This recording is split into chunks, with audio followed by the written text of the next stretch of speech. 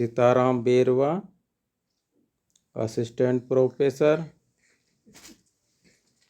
Department of zoology, government college Baran, Rajasthan, BSc third year, subject zoology, paper third, topic regeneration. छात्रों, online classes में आपका हार्दिक स्वागत है। छात्रों, आज का टॉपिक रीजनरेशन है। रीजनरेशन के अंतर्गत हमने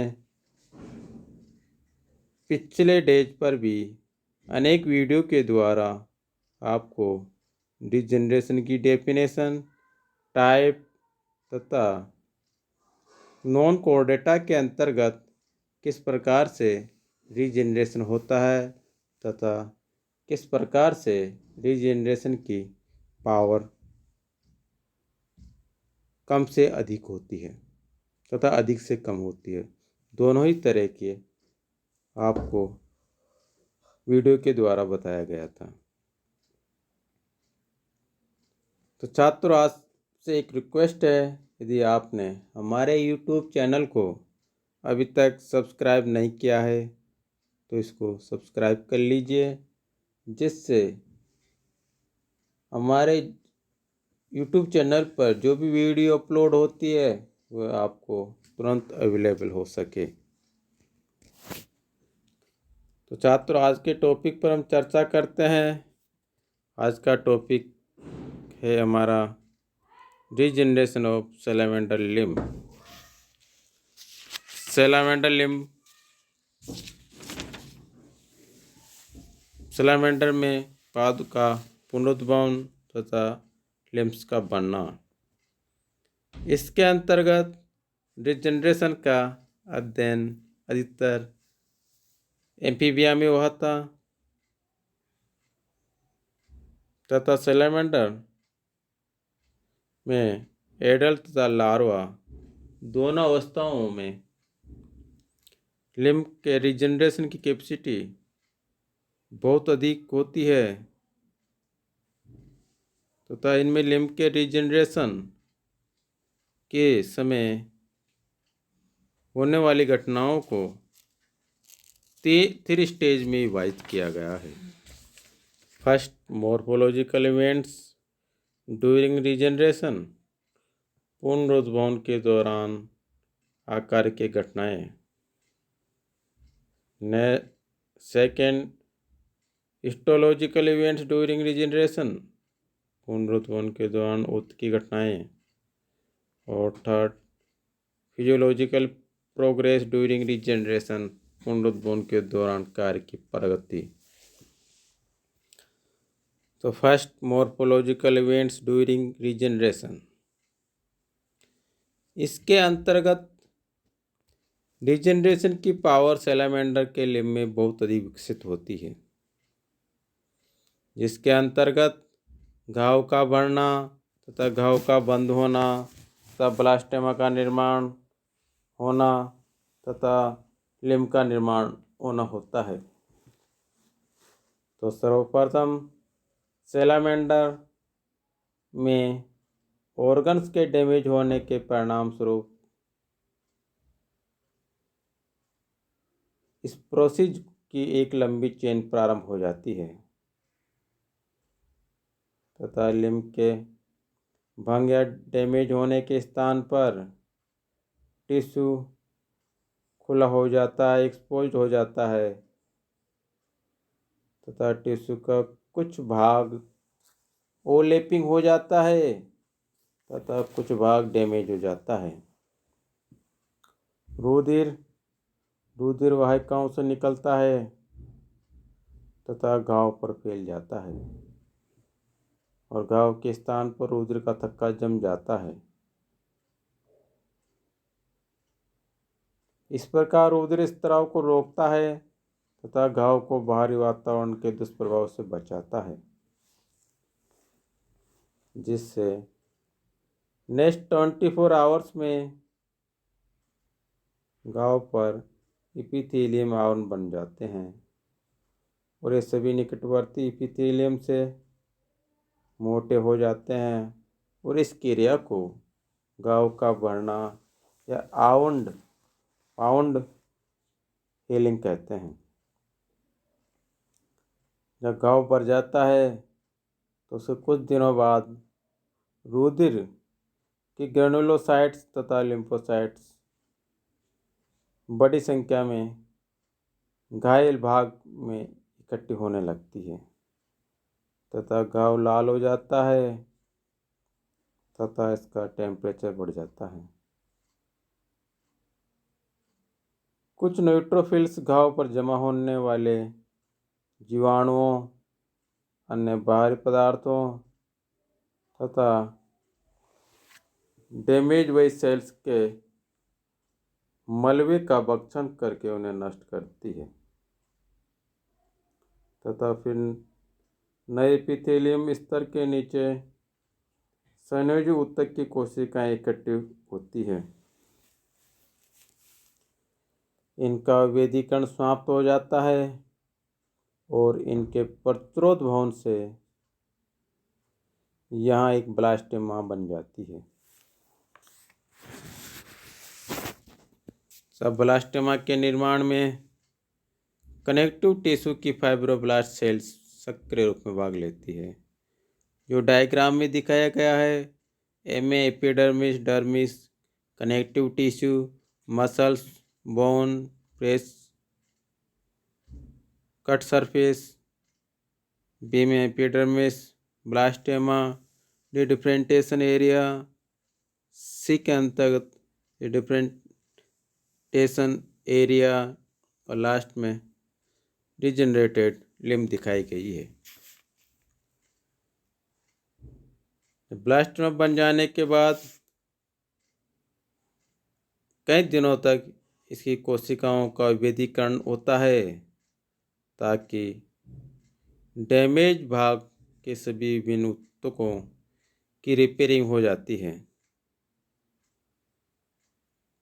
तथा 30 से 35 डेज में प्रथम उंगली जैसी कलिका डेवलप होती है और इन कलिकाओं से उंगलियां बनती है। इस प्रकार से पूरे लिम्ब को काटकर हटा देने पर भी लगभग 75 डेज में इसका डिजेनरेशन हो जाता है। Next, histological events during regeneration, पुनरुत्थान के दौरान ऊतकीय घटनाएं। और third, physiological progress during regeneration,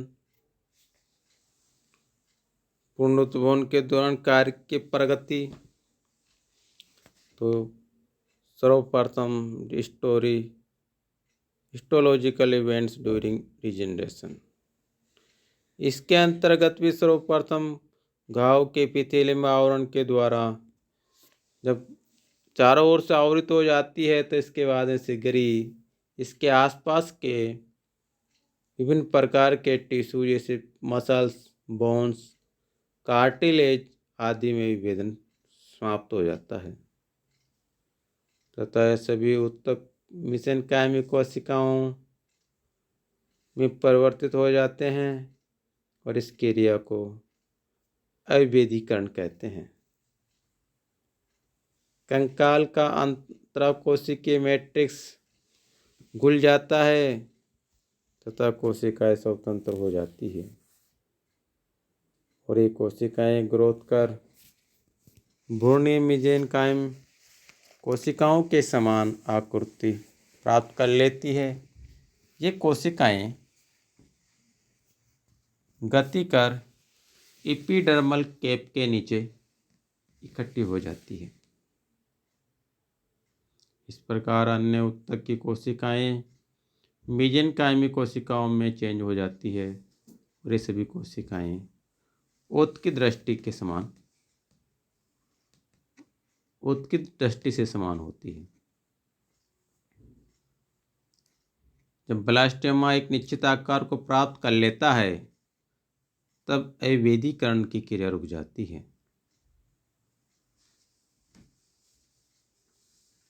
तथा घाव के आसपास के ब्लास्टोमा की कोशिकाएं प्रतिरोध भवन में जाती है और ये कोशिकाएं माइटोसिस डिवीजन में जाती है तथा संख्या में ग्रोथ करती है। इसके परिणाम स्वरूप ब्लास्टोमा आकार में बड़ा हो जाता है। वृद्धि ब्लास्टोमा के निर्माण के तुरंत बाद अधिकतम होती है तथा बाद में कम हो जाती है।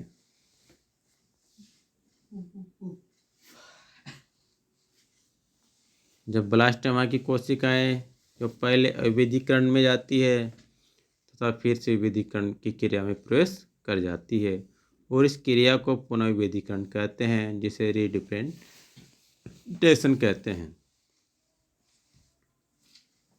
इस क्रिया में शंकु अवस्था में ही प्रारंभ हो जाती है और पुनर्विभेदीकरण के लिए उत्प्रेरणा लिम्ब में पहले से उपस्थित ऊतक से होती है। नेक्स्ट, रीजनरेशन के दौरान कार्य की प्रगति। इसके अंतर्गत प्रारंभिक पुनरुद्भवन अवस्था या विभेदीकरण का काल के समय अपचय की क्रियाएं होती है और इस समय अनेक क्रियाएं फिजियोलॉजिकल क्रियाएं होती है,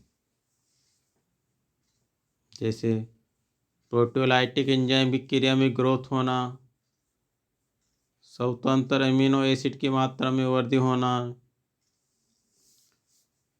रेस्पिरेशन में कमी होना, तो ये लगभग 0.57 स्तर तक पहुंच जाती है। अपूर्ण ऑक्सीकरण के कारण अनऑक्सी ग्लाइकोलाइसिस के परिणाम स्वरूप लैक्टिक अम्ल का संग्रह होना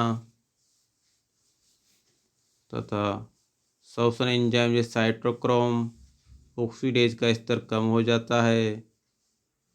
प्रारंभिक अवस्था में ऑक्सीजन की खपत कम हो जाती है तथा पीएच कम हो जाता है।